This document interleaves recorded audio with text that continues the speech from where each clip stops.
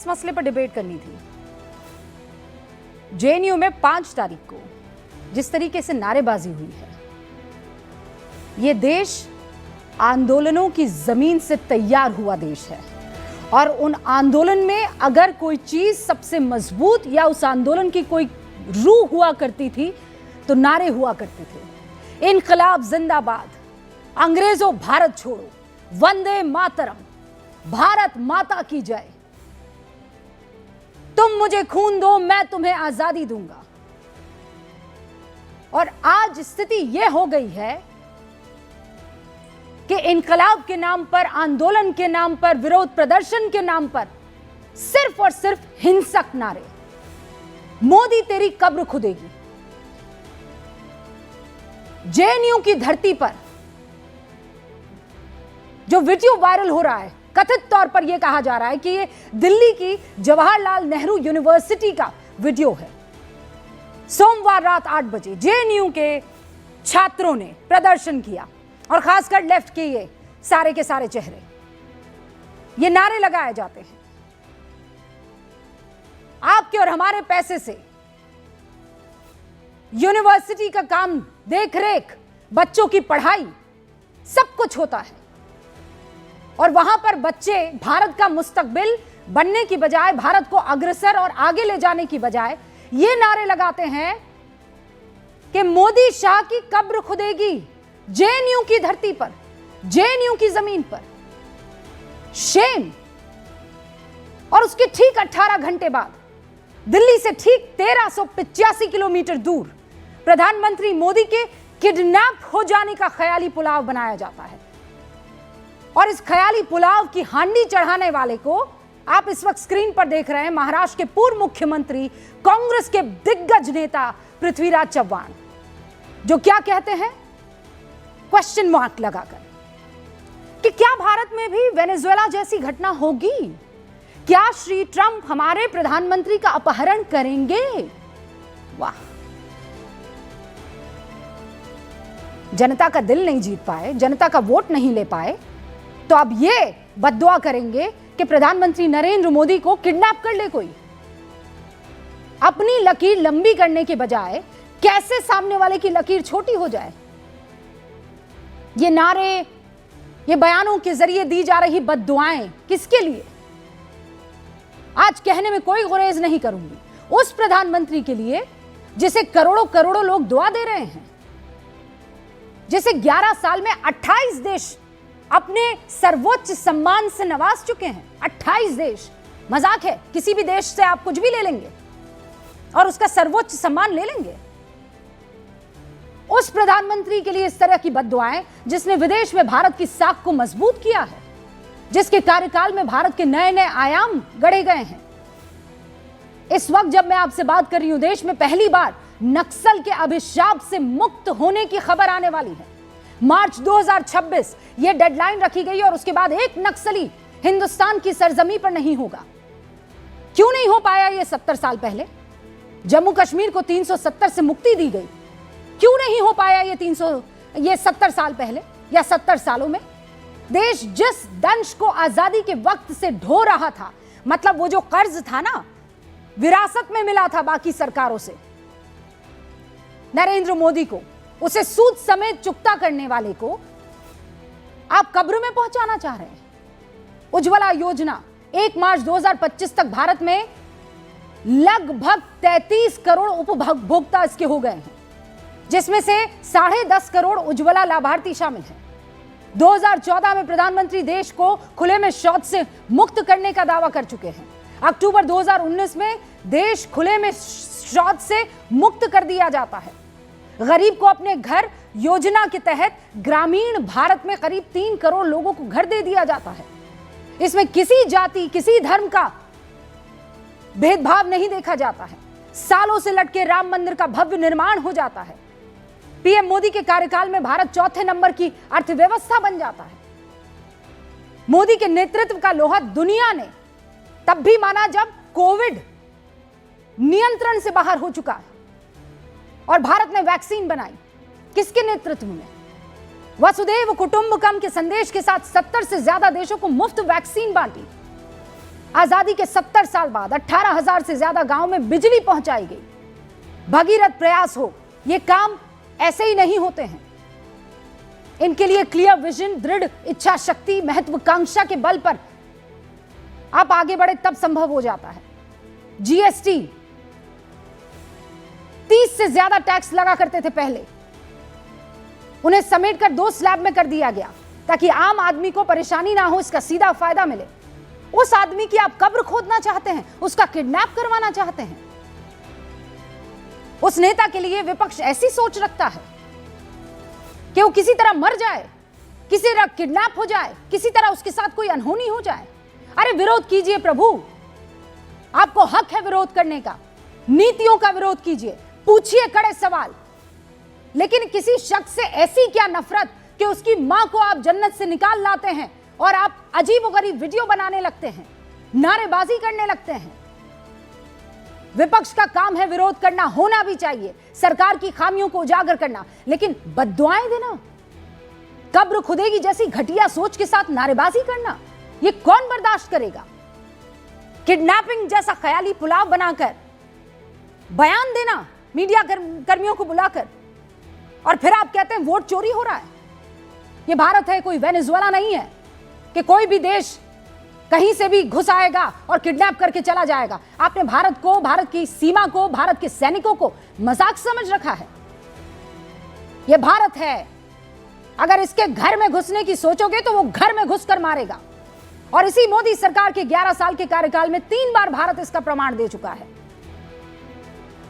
आज इस पर बात करना जरूरी है। मैं फिर कह रही हूं, बीजेपी से आप विरोध कीजिए, पीएम का विरोध कीजिए, आरएसएस का विरोध कीजिए, मुखर और प्रखर होकर विरोध कीजिए, लेकिन बद्दुआएं, गालियां, इस तरीके की ख्याली पुलाव ये देश पसंद नहीं करता है। मैं शुरू कर रही हूं गूंज।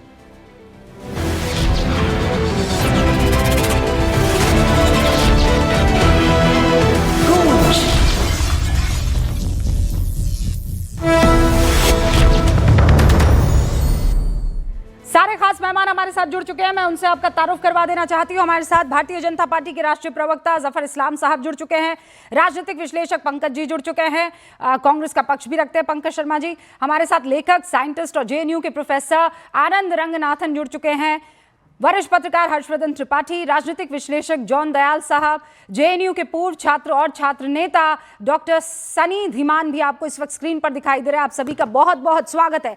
पंकज जी, सबसे पहले तो मैं अभी जो चौहान साहब का एक बयान आया है उस पर जवाब लेना चाहती हूं सर।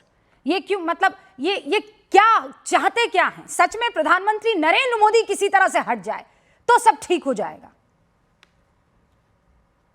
नहीं, पृथ्वीराज चौहान ने प्रधानमंत्री जी के बारे में कुछ कहा है या भारत के राष्ट्रपति का हवाला देकर कुछ कहा है? अच्छा, मेरे ख्याल से जो मैंने देखा उसमें यह था कि कल को ट्रंप कहीं भारत के राष्ट्रपति के साथ भी वैसा ही ना करें जैसा वेनेजुएला का किया। हालांकि उन्होंने किसी के भी बारे में कहा हो, राष्ट्रपति या प्रधानमंत्री के, इस तरह की बात करने की कोई जरूरत नहीं है। पर मुझे लगता है कि उसके पीछे उनका भाव ये रहा होगा कि भारत ने वेनेजुएला की घटना की बहुत सख्ती से मुखालफत नहीं की है। नहीं तो कहीं ऐसा ना हो कि इस तरह के प्रवृत्तियों को बढ़ावा मिले और कल को ये नौबत। नहीं सर, जो आप व्याख्या कर रहे हैं पंकज जी, एक तो अव्वल तो ये कि उन्होंने प्रेसिडेंट के बारे में कुछ नहीं बोला है, बाकायदा प्रधानमंत्री लफ्ज का इस्तेमाल उन्होंने किया है। और दूसरा ये कि ये पहली चीज नहीं है या पहली मर्तबा नहीं है। आप नीच से लेकर चाय वाला से लेकर, मतलब गालियों की पूरी मेरे पास तो यहाँ लिस्ट है। हाँ, जवानों के खून का दलाल, most stupid PM, chop Narendra Modi into pieces, जहर की खेती, मौत का सौदागर, सांप बिच्छू गंदा आदमी, लहू पुरुष, पानी पुरुष, असत्य का सौदागर, रेबीज से पीड़ित, पता नहीं क्या क्या, मतलब दाऊद इब्राहिम से तुलना, असफल पति, नालायक, बदतमीज, हिटलर, वायरस, भस्मासुर, न जाने क्या क्या, मतलब ये लिस्ट है लंबी चौड़ी sir. What does this mean? What does this mean? प्रधानमंत्री जी के बारे में जिन लोगों ने भी इस तरह के शब्दों का इस्तेमाल किया है, मैं उसका कोई समर्थन नहीं करता हूं। और प्रधानमंत्री जी ने भी जिन विपक्षी नेताओं के खिलाफ अशोभनीय शब्दों का इस्तेमाल किया है सार्वजनिक सभाओं में, उनका भी समर्थन नहीं करता हूं। ये हमारे सार्वजनिक विमर्श में जिस तरह का पतन आ रहा है, इसके लिए जो जो पक्ष जिम्मेदार हैं, उन सबकी आलोचना होनी चाहिए। अब इसमें अगर सत्ता पक्ष करे तो हम खामोश रहें, विपक्ष करे तो हम मुखर हो जाएं, ये भी नहीं होना चाहिए। नहीं पंकज जी, दोनों लेकिन पक्षों की मैं जरा सोचने की कोशिश कर रही हूं। ऐसा कोई नारा मुझे ध्यान नहीं पड़ता है कि जफर इस्लाम या जफर इस्लाम से ताल्लुक रखने वाले अलग अलग संगठन, चाहे वो आरएसएस हो या कोई भी हो। देखिए, आप मेरे शो में कई मर्तबा आ चुके हैं, इनफैक्ट आप रेगुलर फीचर हैं। उसके बावजूद आप मतलब ये जानते हैं कि मर्यादा क्रॉस करना मैं कभी बर्दाश्त नहीं करती। मुझे याद नहीं पड़ता है कि कोई ऐसा नारा लगाओ कि राहुल तेरी कब्र खुदेगी या सोनिया तेरी कब्र खुदेगी या किसी भी नेता, अखिलेश ले लीजिए, मायावती ले लीजिए, इस तरह के नारे लगे हों। मोदी के नाम पर इस तरीके के नारे बड़े आम से हो गए हैं और बड़ा प्राउड फील करते हैं इसे लगाने वाले। एक बार नहीं, दो बार नहीं, बार बार।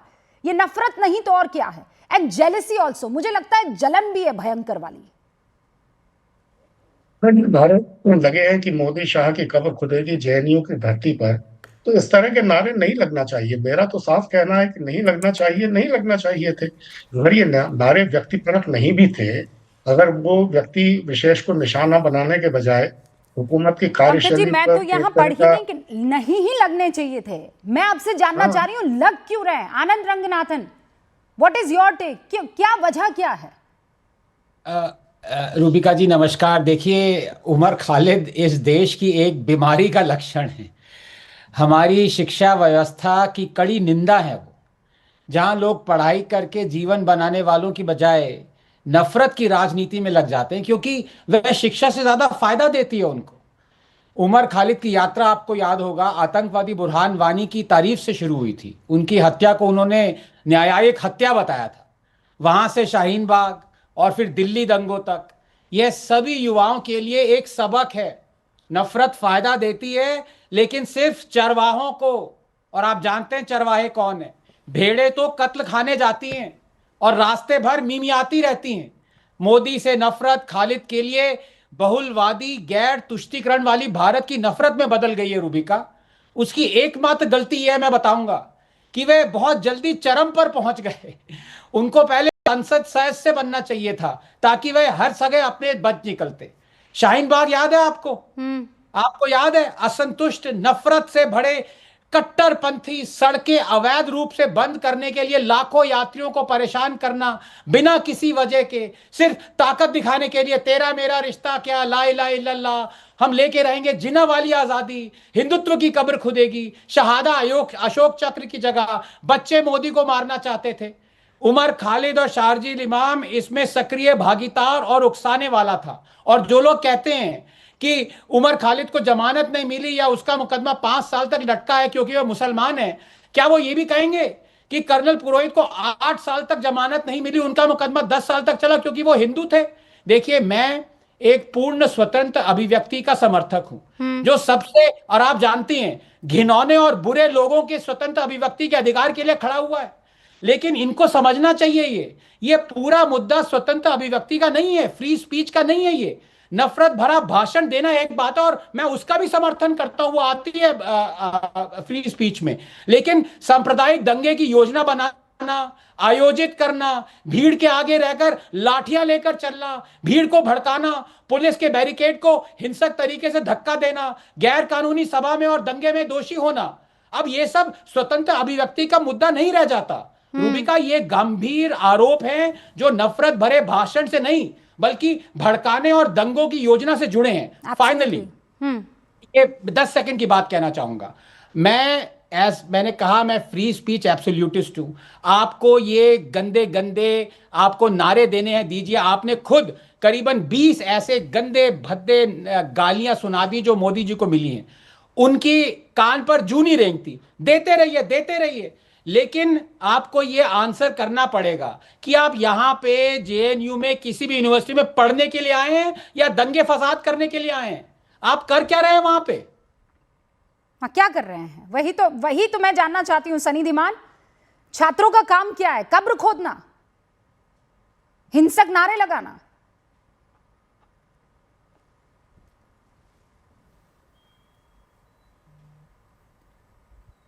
सनी, मेरी आवाज आप तक पहुंच रही है?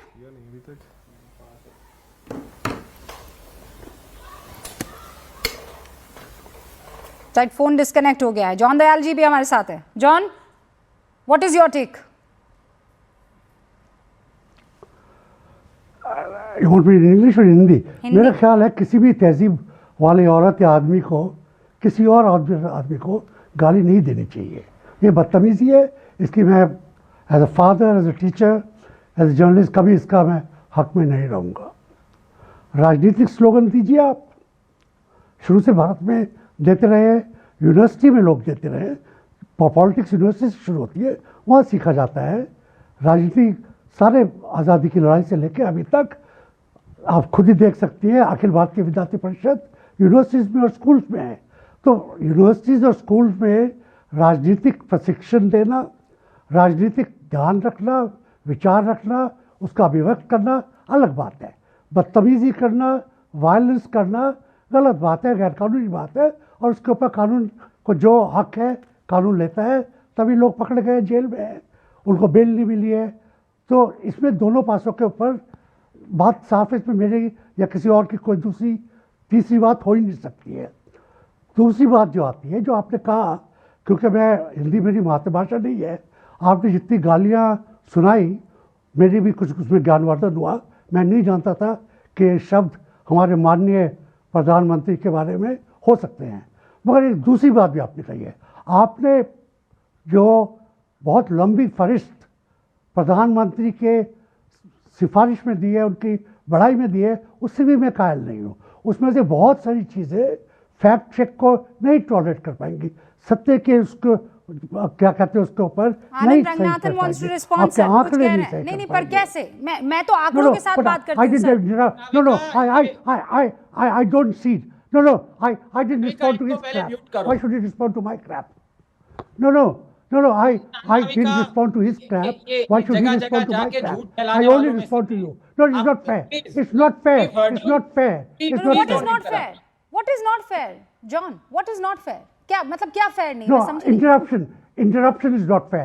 I didn't interrupt him. Nobody is interrupting. No, nobody is interrupting. On many occasions, I could have stopped him in his track. I didn't. No, I will not cede. All right. You, I answer only to you. Understood, John. Understood. मैं समझ गई। आप अपनी बात 30 second में खत्म कीजिए, फिर मैं आनंद के पास जाती हूँ, वो आपको कुछ कहेंगे, फिर हम आगे बढ़ जाएंगे, ठीक है? Can we do that?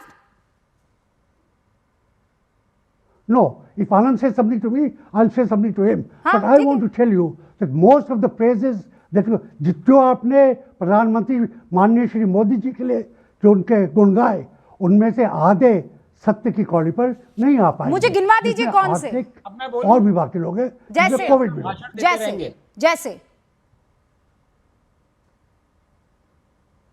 John, जैसे मैंने जो गिनाया उसमें क्या आपको लगता है कि फैक्ट चेक के कोविड कसौटी पर खरा नहीं उतरेगा? कोविड क्या? कोविड का आंकड़ा हमको दीजिए। दुनिया में चौथी शक्ति बन गया, पर कैपिटा कितनी गेन हुई वो दीजिए। इतने लोग आपके न्याय क्या कहते हैं, आपको लाभार्थी हैं। क्यों लाभार्थी हैं? क्यों उनको जरूरत पड़ी है? गरीब नहीं है क्या वो लोग? गरीबी गायब हो गई है क्या? लाभार्थी बनने से गरीबी गायब? आनंद रंगनाथन, जल्दी से रिस्पॉन्ड कीजिए। आंकड़ों को इस्तेमाल। Okay, understood. आपकी पूरी बात सुनिए बगैर इंटरप्शन के। आनंद, सॉरी, पन नॉट इंटेंडेड, लेकिन इन्होंने फैक्ट की कब्र खोद दी है यहाँ पे लाइव। और ये ऐसे हैं ब्लेटेंट प्रोपेगेंडिस्ट हैं जो 15 साल से अपना प्रोपेगेंडा चला रहे हैं। ये यहाँ शायद वही हैं जिन्होंने सिग्नेचर कैंपेन करी थी। ये प्रोफेसर हमको गाली दे रहे हैं, ये प्रोफेसर गाली दे रहे हैं और गाली के ऊपर कर रहे हैं। हम because you're abusing me. I didn't abuse you. Please refer to Bible and learn some manners. On Modi, I didn't say who you are. I didn't analyze. This is very unfair. John, please. आपको interrupt नहीं किया। आपने कहा मुझे interruption नहीं पसंद है। हाँ, you are a propagandist of the world. ठीक है, ऑल राइट। दोनों ने एक दूसरे को प्रोपेगेंडिस्ट कह दिया। अब फैक्ट्स पर बात हो जाए। आपने कहा कि वैक्सीन को लेकर, कोविड को लेकर मैं नहीं मानता कि भारत सफल हुआ है। आपने कहा पर कैपिटा इनकम सामने रख दीजिए, मैं नहीं मानता कि चौथी इकोनॉमी है। आपने फिर ये कहा कि जो भी आंकड़े बताए जा रहे हैं वो झूठे हैं, ठीक है ना? चौथी इकोनॉमी है, मैंने कहा चौथी इकोनॉमी के बावजूद पर कैपिटा नहीं बढ़ा। ऑल राइट सर, वो तो आप इफ एंड बट तो ढूंढते ही रहेंगे ना। ऑल राइट, नाउ लेट आनंद रिस्पॉन्ड। रूबिका, पहली बात जो ये पर कैपिटा की बात कर रहे हैं, हमारा पीपीपी पर कैपिटा डबल हो गया है पिछले 10 सालों में। $1500 से अब नियरली $2900 हो गया है। इनको कोई खबर ही नहीं है। 120 मिलियन टॉयलेट्स बन चुके हैं पिछले 10 सालों में, और 1 बिलियन लोगों को कोविड वैक्सीन दी है एक साल में 2 बार। इंडिपेंडेंट इंडिया का ये ग्रेटेस्ट अचीवमेंट है। और ये लोग जो ब्लेटेंटली सिग्नेचर कैंपेन की थी कि मोदी को वीजा ना दिया जाए, जबकि SIT again he is interrupting. क्या इसकी मैनर्स नहीं है?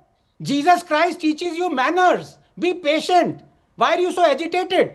Jesus Christ teaches you don't hate anybody. So John, stay put or go to John for time being. Now listen to me. Now be quiet. You've been exposed out here, so listen up. Number 2, जो ये tap water connection पिछले 10 साल में आनंद, एक दूसरे को interrupt मत कीजिए ना। आपने कहा फैक्ट्स गलत है, उन्होंने आपको फैक्ट्स की सच्चाई बता दी। अगर तब भी जॉन आप नहीं मान रहे तो मैं आपको बता देती हूँ, प्रति व्यक्ति आय यानी पर कैपिटा इनकम जो 2014 में 72,879 थी, वो आज की तारीख में आज की तारीख ऐसे 2024 में जो लास्ट रिकॉर्ड हुआ था 2 लाख रुपए हो गए। चलिए अब आगे बढ़ते हैं। आपने मुझे कहा फैक्ट्स पर नहीं रहे, आपने कहा फैक्ट्स पर आप गलत। कॉस्ट ऑफ लिविंग, अब आप कॉस्ट ऑफ लिविंग पर आ गए सर। अब एक के बाद एक जवाब देती जाऊंगी, आप अगला पायदान चढ़ते जाएंगे। 3 और मेहमान हैं। जॉन रुक जाइए आप, 30 सेकंड्स आनंद, और उसके बाद I have to move ahead. हाँ 30 सेकंड्स। एक में इन्होंने मात खाई जीडीपी पर कैपिटा, गोल शिफ्ट करके कह रहे हैं कॉस्ट ऑफ लिविंग। आपको पता है 2013 में इन्फ्लेशन 10% था, आज 0.3% है। इनको मैथ्स आता नहीं, अंग्रेजी आती नहीं, हिंदी आती नहीं, फैक्ट्स आते नहीं, अफ्रीकन स्टडीज में पढ़े हो क्या? अब बताइए, यहाँ आप कॉस्ट ऑफ लिविंग पर मात। सर रुकिए, मैं कह रही हूँ जॉन दयाल, मैं फिर भी इस बात को एक्सेप्ट कर लूं। मैं कह रही हूँ अरे कोई नुकसान नहीं है। वो कह रहे हैं कि आपको हिंदी और अंग्रेजी में क्या आंकड़े नहीं दिख रहे हैं कि सरकार को अफ्रीकन भाषाओं में वो आंकड़े देना पड़ेंगे। हाँ बस, अब आप कॉस्ट ऑफ लिविंग पर आ गए ना, पर कैपिटा इनकम से आप कॉस्ट ऑफ लिविंग पर आए ना सर। मैं फिर कह रही हूँ John, this is something John, उसके बावजूद मैं ये कह रही हूँ ये बर्दाश्त किया जा सकता है कि आप आंकड़ों पर, अलग अलग मसले पर इस तरीके से बातचीत कर रहे हैं। आंकड़ों को आंकड़ों से काटा जा सकता है, लेकिन मैं अभी भी ये बात कह रही हूं कि जो चीज आपके हलक के नीचे नहीं उतरती है, आप उसकी कब्र खोदने लग जाते हैं।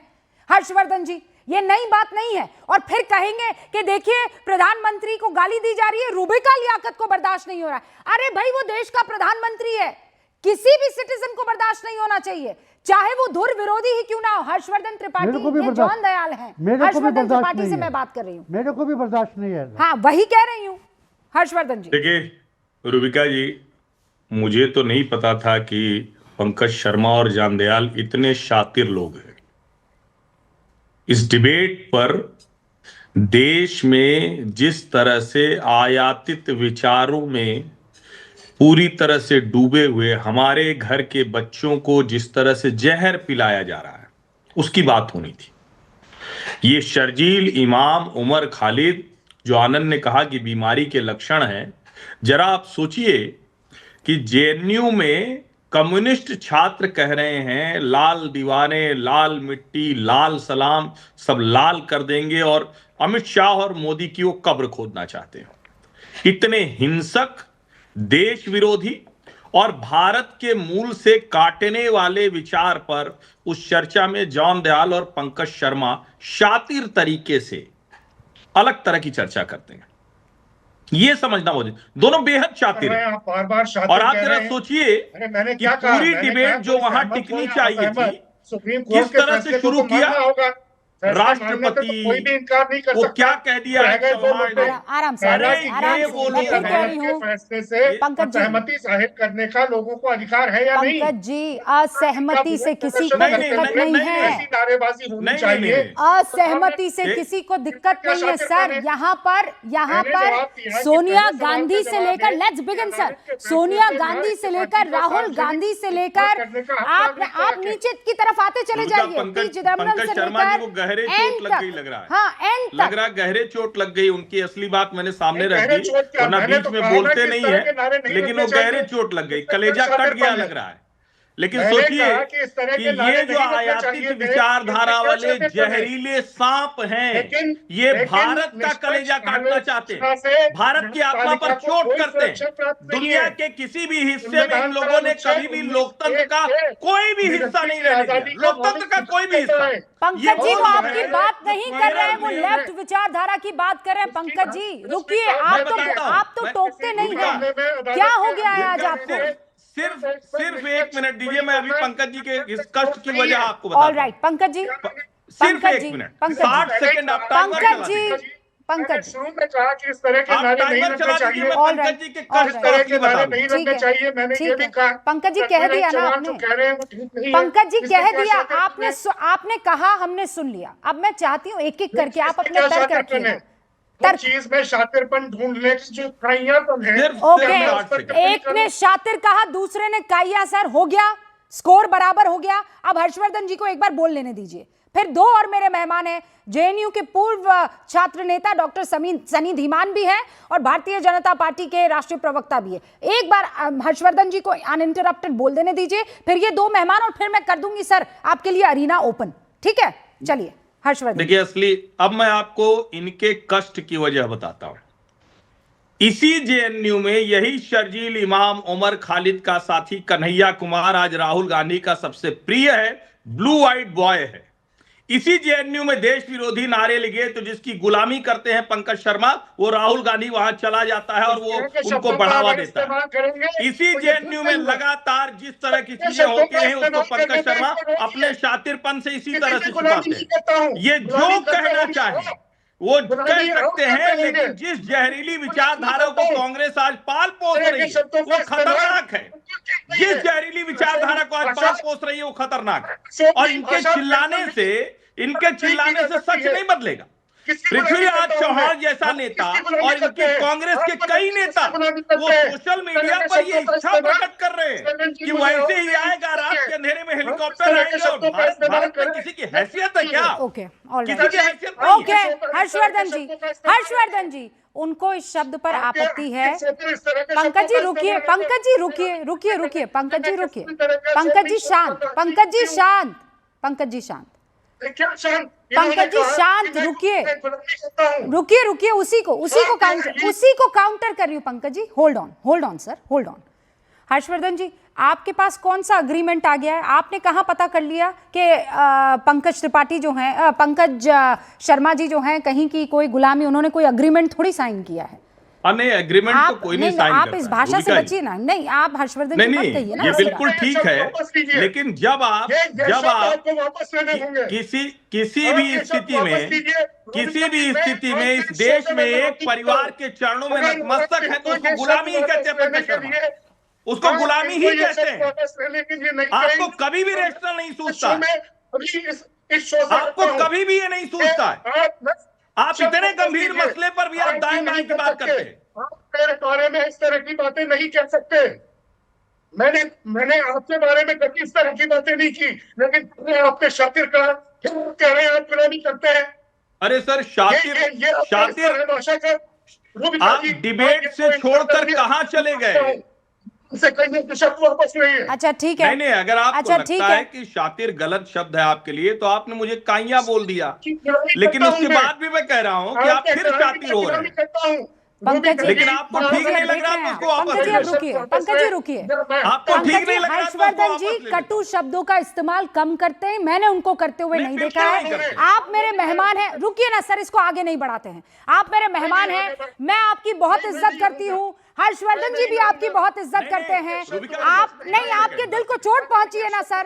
पंकज जी आपके दिल को चोट पहुंची है, मैं जानती हूँ आपके अरे सुनिए ना पंकज जी, आप आवेश में मत आइए। आपके दिल को चोट पहुंची है, उस शब्द को वापस लेने की एक बार प्रयास करते, ठीक है? हर्षवर्धन जी प्लीज दोनों शब्द वापस लीजिए। रूबिका जी, मैं दोनों शब्द वापस लेता हूं, लेकिन मैं निवेदन करूंगा कि पंकज शर्मा जी दोबारा डिबेट को इस तरह से ट्विस्ट मत दीजिएगा। आज इतने गंभीर मसले पर बहस थी और आपने जो शुरू किया, दोबारा फिर से इसको सुनिएगा रिकॉर्डिंग, मैं बहुत ध्यान से सुन रहा। वो राष्ट्रपति के लिए कुछ कह दिया है, ये तरीका छोड़ दीजिए ना। मैंने शुरू छोड़ दीजिए कि ये नारे ठीक नहीं है। नहीं, आपने क्या कहा फिर से सुनिएगा। आपने कहा कि वो तो राष्ट्रपति के लिए कुछ कहा, उनके लिए कह दिया, कहाँ कहा है, इस तरह की बातें कर रहे हैं। पंकज जी, अब एक बात मैं आपको बताती हूँ। पंकज जी, अब मैं आपको आप देखिए, सोचिए, पिछले 3-4 मिनट से एक शख्स ने आपको ये कहा, और शख्स कौन, आपके जाने पहचाने है ना, हर्षवर्धन त्रिपाठी जी ने कहा कि शातिराना अंदाज में आपके दिल को चोट लग गई। फिर उन्होंने कहा कि इस तरीके की विचारधारा की अगर गुलामी करते हैं, अगर चलिए नहीं कहा गुलामी करते हैं, आपकी आत्मा कचोट गई है ना। मैं कह रही हूं, देश के प्रधानमंत्री को जिन जिन शब्दों से कहा गया है, आपने 5 मिनट इस मसले पर कि कैसे हिम्मत हो गई हर्षवर्धन जी की कि उन्होंने आपको गुलाम कह दिया। अरे सर, देश के प्रधानमंत्री को तो ऐसी ऐसी गालियां, ऐसी ऐसी बद्दुआएं रोज दी जा रही है, और आपको लगता है कि क्या बड़ी बात है। समर्थन किया, अगर देश के, मैंने तो कहा कि सर, समर्थन की बात नहीं है, आपके आवेश को देखिए, आप अपने आपका गुस्सा देखिए कि किसकी हिम्मत हो गई मुझे गुलाम कह देने की, किसकी हिम्मत हो गई मुझे जो शातिर कह दिया। अरे उस आदमी को जब से वो सत्ता में आया है, वो दिन रात गालियां, कबर खोदी जा रही है, छोटे छोटे बच्चे मार देना चाह रहे हैं। अरे समर्थन की बात नहीं है, उस गुस्से से जरा आप उस जूते में पैर रखने की कोशिश कीजिए, मैं वो बात आपसे कह रही हूं। हर्षवर्धन जी, आपके पास आऊं उससे पहले सनी धीमान, 30 सेकंड दे दीजिए रूबिका जी। ऑल राइट, ओके, 30 सेकंड, और उसके बाद सनी धीमान। मैं फिर वही कह रहा हूं, पंकज शर्मा जी का निजी तौर पर मैं बड़ा सम्मान करता हूं, लेकिन आज इन्होंने जो किया वो अच्छा नहीं था। आप देश में इस तरह के खतरनाक जहरीले नारे लग रहे हैं, आपको गुस्सा नहीं आता है? आप इतने सीनियर जर्नलिस्ट रहे हैं, आपको गुस्सा नहीं आया? आप बातों को ट्विस्ट करते हैं और उसके बाद कहेंगे कि नहीं नहीं, मेरा इससे कोई लेना देना नहीं। आपको निजी तौर पर न तो मैं अपशब्द कह सकता हूं, न कोई गाली दे सकता हूं, लेकिन वैचारिक बहस में आप बहुत कमजोर साबित होते जा रहे हैं और देश विरोधी गतिविधियों को भी आप ढकने, छिपाने, थोपने की कोशिश करते हैं। इससे बचिए सर, ये अच्छा नहीं है। Alright, doctor Sunny Dhiman, JNU के छात्रों का काम, ये लेफ्ट के वो एसएफआई लेकर जो डपली बजाते रहते हैं, इनका काम क्या है? वो उनका काम क्या है? डपली बजा, किताब खोलते हैं या फिर सिर्फ कब्र खोदते हैं? नमस्कार रूबिका जी, मैं पंजाब की जरखेज मिट्टी से आपसे बात कर रहा हूं। माशाल्लाह। और सबसे बड़ा झूठ नहीं होता, सबसे बड़ा झूठ होता है शोर। पिछले काफी मिनटों से इस स्टूडियो में सिर्फ शोर है, लेकिन अब मैं मुद्दे की बात करता हूं। जिस सनी धीमान से आप मुखातिब हैं, 2016 13 अक्टूबर में आपके ही बगल में बैठा था, जब नरेंद्र मोदी जी का पुतला जलाकर दशहरे के दिन मैंने भी यही बोला था कि नरेंद्र मोदी की कब्र खुदेगी, आरएसएस की कब्र खुदेगी जेएनयू की धरती पर। लेकिन मैं आपको आज फिर बोल देता हूं कि मुझे मेरे यशस्वी प्रधानमंत्री की चिरायु की कामना है। मुझे कभी भी उनको मृत्यु शैया पर भेजने का मुझे कोई शौक नहीं, ना ही मेरे जेएनयू के लोगों का। हम तो बस एक काम चाहते हैं कि जो एंटायर पॉलिटिकल साइंस में हमारे एक्सपर्ट प्रधानमंत्री हैं, नॉन बायोलॉजिकल हैं, वो बहुत लंबा जिए।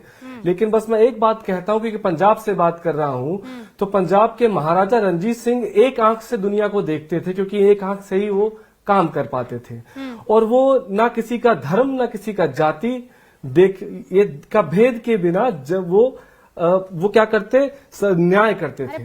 और आज जिस मुद्दे में बात हो रही है, दिल्ली दंगों में 53 लोग मारे गए रूबिका जी, 36 हिंदू, 15 मुसलमान और 2 अनजान। आप भी आज से देख रहे हैं। वो लोग अगर जीवित तो नहीं है, लेकिन जिस प्रकार से आज उन्हें न्याय तो मिला नहीं। उमर खालिद और शर्जिल इमाम को डिफेंड करने में यहां नहीं बैठा हूं, क्योंकि वो तो कोर्ट तय करेगी जब उनपे पूरा ट्रायल शुरू होगा। अभी तो ट्रायल ही शुरू नहीं हुआ। लेकिन इस पूरे शोर में जो आज हो रहा है कि कपिल मिश्रा, जो कभी डीसीपी के साथ खड़ा होकर बोलता था कि ट्रंप को जाने दो, उसके बाद हम देख लेंगे, और दिल्ली दंगों से पहले की ही बात है, लेकिन आज वो टीवी पर आकर इनके खिलाफ बोल रहा है। मैं चाहता हूं कि भारत का संविधान, भारत का प्रधानमंत्री, भारत का होम मिनिस्टर, भारत का chief justice of India, Bharat का न्यायालय एक आंख की तरह महाराजा रणजीत सिंह की तरह देखे कि ठीक है, शायद उमर और ये दोनों शायद गुनहगार हो सकते हैं, ट्रायल शुरू कीजिए, 5 साल इंतजार नहीं करना होगा। अच्छा। और जैसा डॉक्टर साहब ने कहा ये पहली दफा हो रहा है। जो अभी कर्नल आनंद के बारे रंगनाथन में ने आपको याद दिलाया कर्नल है। पुरोहित के बारे में बोला, हाँ। उन पर भी ट्रायल नहीं शुरू हुआ। absolutely। सुनिए, नहीं, आपने काफी देर तक देखिए शोर मचाया। मैं यहाँ शोर नहीं करने आया, मैं तो जानना चाहता हूँ कि इस शोर में क्या मुद्दे ढक जाते हैं। आपने बोला कि भारत की जीडीपी चौथे नंबर पे पहुंच गई, माशाल्लाह, सुभान अल्लाह, पहुंच गई, बहुत अच्छी बात मैंने है। नहीं बोला तो भारत है, का ह्यूमन IMF डेवलपमेंट ने इंडेक्स बोला है। 130 पर है, 130 पर है मैडम। अभी जिस भारत अरे यशस्वी मैंने भारत की चौथी बात कर रही अर्थव्यवस्था है, पर वहां मैं के कैसे पहुंचा सबसे बेहतरीन शहर, आपने मुझे जेएनयू का वहां के डॉक्टर धीमान समझ रखा है कि सुनिए, मैं कह वहां के दूंगी तो वो एकदम सत्य वहां हो के जाएगा। सबसे रूबिका लियाकत ने थोड़ा ही बोला है कि चौथी नहीं, इकोनॉमी है। मैं यहाँ पर IMF सत्य ने का कहा पिटारा है। लेकर नहीं बैठा। अरे IMF झूठा है क्या? IMF ने भारत का सबसे, मैडम, भारत का सबसे ज्यादा साफ सुथरा शहर है ना, वहां पर नाले अब का पानी IMF से हमारे इंदौर बच्चों पहुंच के जाएंगे जहर आप। बन जाता मैं है। याद दिला देती हूँ, इंदौर लेकिन है। जवाबदेही नहीं होगी, क्योंकि हर अब जब 6 मैं महीने आपको 3 आंकड़ों पर महीने ला के रही बाद हूँ में तो आप इधर से JNU, उधर जा उमर, रहे इन पर हैं। चर्चा होगी और जवाबदेही गायब हो जाएगी। क्या मध्य प्रदेश के उस मंत्री ने इस्तीफा दिया? कोई चर्चा इस देश में नहीं होगी। आप लोगों की बस डफली बजेगी, बजाते रहिए डफली। कोई चर्चा में इंटरेस्टेड देखिए, नहीं है। उनके साथ सिर्फ बच्चे ट्रायल बोल रहे होगा। हैं, अरे प्रधानमंत्री को बच्चे हैं कोई सर? नहीं मारना ये चाहता। बच्चे हैं। हम अपने प्रधानमंत्री सफेद से बाल प्यार हो गए करते हैं, हैं, बस अब हम तक जेएनयू चाहते से बाहर हैं नहीं कि निकले हैं, ये वोट बच्चे चोर, हैं। इनको आप बस बच्चे हम कह ये रहे हैं। चाहते हैं कि वोट चोर प्रधानमंत्री अपनी गद्दी छोड़ दे। क्यों वोट छोड़ चोर रहे हैं? प्रधानमंत्री अपनी गद्दी छोड़ अरे दे। तो चुनवा हमें दीजिए उससे ना, चुनाव बिल्कुल लड़िए प्रेम ना। नहीं है। वोट चोर प्रधानमंत्री गद्दी छोड़ दे। अरे चुनाव अरे जीतिए चुनाव ना। हो कह रहे हैं किडनैप मैडम, करवाएंगे, अरे वेनेजुएला- वोट चोरी हो चुकी वेनेजुएला है, करवाएंगे, वोट जीत चोरी नहीं पा हो रहे तो चुकी गद्दी है। छोड़ दे। अरे वोट चोरी हम हो नहीं गई है, खेलेंगे, इलेक्शन बल्ला- कमीशन को बल्ला गोदी जो में है बिठा छीन लिया लिया गया है। जाए। गोदी मीडिया के बाद में इलेक्शन कमीशन ही गोदी में बैठ गया है। सुनिए, चुनावों का बचा धीमान भाई, कहाँ? वो मैं तो महाराजा बचपन में रणजीत सिंह का कहानी राज सुनी थी चाहता ना हूं। आपने। मैं आपकी महाराजा नानी दादी रणजीत ने, सिंह का राज चाहता हूं कि आपने जो नानी दादी ना से काला, कहानी ना पक्का गोरा, ना सुनी हिंदू, होगी। ना मुसलमान, अगर सब में बचपन से ही बराबरी की जेएनयू बात वाले करें। वो उन लेफ्टिस्टों के आप चक्कर में नहीं आए होंगे तो वो कहानी जरूर सुनी होगी आपने। लोमड़ी को क्या नहीं मिल पाता है? अंगूर नहीं मिल पाता है। तो क्या बोलती है लोमड़ी? अंगूर खट्टे हैं। तो अब लोमड़ी कौन है और अंगूर कौन सा है वो मैं आपको बताना नहीं चाहती हूँ। ठीक है सर।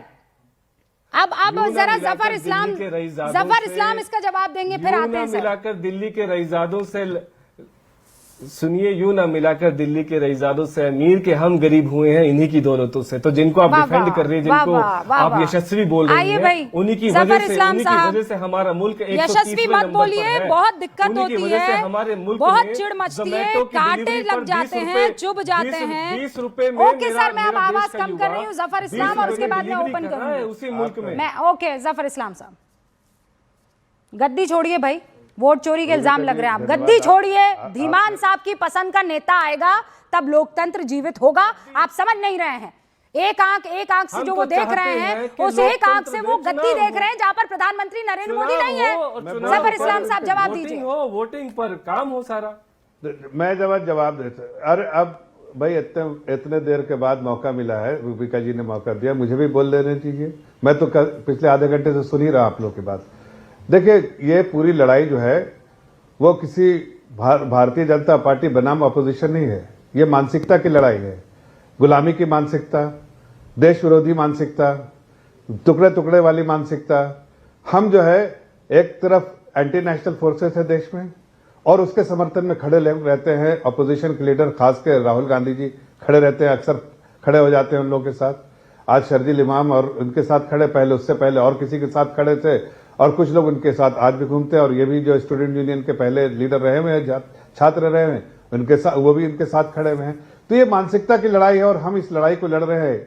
हमारे 11 साल में जो सरकार रही है उसमें बहुत क्लैरिटी है और खासकर अगर आप देखिए कल का जो सुप्रीम कोर्ट का जो जजमेंट आया है बहुत साफ है कि ऐसी मानसिकता जो देश को तोड़ने वाली मानसिकता है उसको किसी तरह से कॉम्प्रोमाइज नहीं किया जा सकता है। जब 7 लोगों में से 5 को अगर बेल मिलता है, 2 को नहीं मिलता है, तो उसके पीछे आपको समझना चाहिए उसके पीछे क्या कारण हो सकता है। नहीं, देखिए मैं कपिल मिश्रा के बारे में 2 मिनट बोलकर जाइए।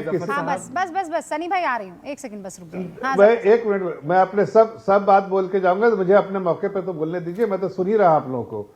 देखिए, मैं ये कह रहा हूं कि ये लड़ाई जो है उस लड़ाई जो है 11 साल से हम लड़ रहे हैं। हमारी बिल्कुल क्लैरिटी है। ये जितना बोलते हैं कि नक्सलिज्म, टेररिज्म, इस पे किसने जो डिसाइसिव एक्शन लिया? हमारी सरकार ने लिया। उसके लिए आप गाली दीजिए, जितना गाली दीजिएगा मोदी जी को उतना ही जनता प्यार करेगी। इसलिए कि जनता को तो देख रहा है ना कि ये एक सरकार है जो जनता के हित में, देश हित में काम कर रही है। और आप जो है किसी आप कुर्सी पर है जिस पर नरेंद्र मोदी जी बैठकर ठीक है परिवार के गुलाम मत होइए, लेकिन आप कहीं ना कहीं मानसिकता से हमें आपस में लड़वा रहे हैं। अरे भाई, मुझे तो उस कुर्सी पे बैठे हुए नरेंद्र मोदी से दिक्कत है। मुझे नरेंद्र मोदी पर्सनली से कोई दिक्कत नहीं है। जनता की सेवा के लिए दिया है। मुझे मेरे प्रधानमंत्री के पद से दिक्कत नहीं है, पर उस पर जो बैठा हुआ हमने बजटरी एलोकेशन के बाद जो भी किया, जो देश में आपको ऐसे अनाउंसमेंट कर दिया। राहुल गांधी ने न्याय स्कीम लेके आए थे, क्यों वापस विड्रॉ कर लिया? इसलिए कि न्याय स्कीम के बारे में सोचा ही नहीं था। उतना देश का बजट नहीं जितना के अनाउंसमेंट कर दिया था। ये गलतियां आप करते हैं, जनता के सामने बेवकूफ ओके, जफर इस्लाम साहब रुकिए। आनंद रंगनाथन कुछ कहना चाह रहे हैं। अभी जो सनी धीमान ने बात कही है सुन लिया ना आपने? वो कह रहे हैं मुझे प्रधानमंत्री से कोई पर्सनल हमारा कोई वेंडेटा नहीं है, हमको तो कुर्सी चाहिए। नहीं, बिल्कुल सनी मेरे भाई एकदम ठीक कह रहे हैं। मोदी जी और मैं तो कह रहा हूँ शाह जी को भी जो है गद्दी छोड़ देनी चाहिए। और सनी जी के पास दो डफलियां हैं, एक अपने दो मित्रों को रेवड़ियां और बाकी सबको बैसाखियां। रूबिका प्लीज देखिए। अच्छा रुकिए, रेवड़ी बैसाखी वो सब, अरे आज थोड़ा शायराना मूड में है सनी धीमान, आप समझ नहीं रहे। अभी परसों डफली बजी है तो वो भी तो शायरी करेंगे ना, गजब कर रहे हैं आप। हाँ ठीक है। नहीं देखिए, मैं सनी भाई से एकदम सहमत हूँ। मोदी जी और शाह जी को दोनों को अपनी गद्दी छोड़ देनी चाहिए। सनी जी के पास दो डफलियां हैं, एक डफली देंगे मोदी जी को, दूसरी देंगे शाह जी को, और कहेंगे भाई डफली बजाओ, हम कर देंगे 100 मिलियन जो हैं गैस कनेक्शंस हम दे देंगे। ये 333 या IQ लेवल किसका दिखा रहे हैं मेरी समझ में नहीं आ रहा, हो सकता है ट्रंप का दिखा रहे हो। लेकिन देखिए, मुझे दो बात करनी है। मोदी जी जैसे आपने कहा 20-30 गालियां सुन चुके हैं, लोगों ने गंदी उनके कान पे जू नहीं रेंगता। और मैं आपको एक चीज और बताऊं, भले आपको लगे प्रोवोकेटिव है, मैं इसलिए मेरे देश के जो बच्चे जो बीमार पड़े हैं, जो मरे हैं, उसके लिए जिम्मेदार कौन है रूबिका जी? आपका कलेजा नहीं खोलता क्या? जिम्मेदारी आप नहीं मानती क्या? जो जोमेटो पर जो डिलीवरी कर रहे हैं 20 रुपए के, आपको उस वक्त आपका भारत अच्छा लगता है क्या? मेरा कलेजा नहीं खोलता है प्रभु, मेरा खून खोलता है। हाँ, अब बस आखिरी 20 सेकंड है। 332 वो उससे फेफड़े फूलते हैं मैडम। हाँ, उससे फेफड़े फूलते हैं और ये सब देखकर मेरा खून खोलता है। गहरी सांस मत लीजिएगा। आपके आप लीजिए गहरी सांस, आप पंजाब में हैं प्रभु, आप लीजिए गहरी सांस।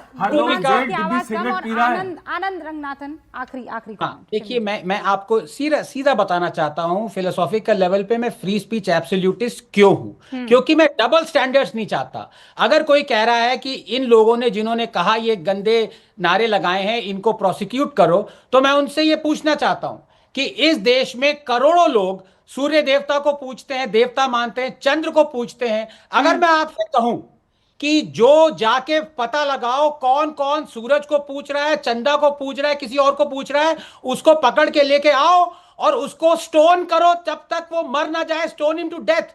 क्या आप कहेंगे मुझे प्रोसिक्यूट करना चाहिए? आप कहेंगी हाँ। लेकिन मैं यही कहूंगा, और ये जो वहां पे जॉन बैटेन से पूछ लीजिए, ये किंग्स जेम्स बाइबल कहती है, ये Deuteronomy 17:3-2, find out who is worshipping other gods other than me, sun and the moon, catch them, stone them to death. ओहो, पर we are not here to discuss the religious scriptures, आनंद। मैं यहाँ पे Quran, Bible, Gita, पुराण, रामायण और गुरु ग्रंथ साहिब थोड़ी वो discuss करने आई हूँ। भाई सबके अपने जो रिलीजियस किताबें हैं वो उनके लखते जिगर होती है, वहां जाएंगे तो फिर आस्था पर चोट पहुंच जाती है।